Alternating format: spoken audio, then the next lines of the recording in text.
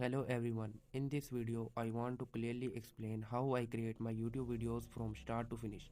All the content on my channel is created by me and I will show you my complete process step by step.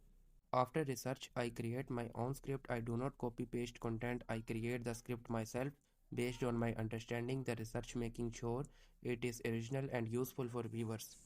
Next, I convert my script into scenes. I create each scene one by one using Google Flow. Every scene is planned according to the script, so the video has a clear structure.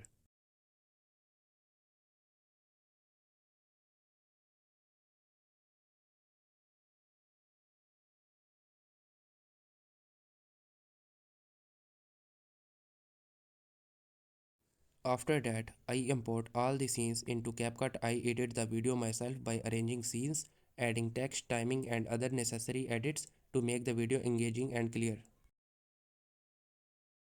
Once the editing is complete, I export the final video and then upload it on my YouTube channel with the proper title, description, and thumbnail. This is my complete content creation process. I personally research, write script, create scene, edit and upload all my video. Thanks for watching.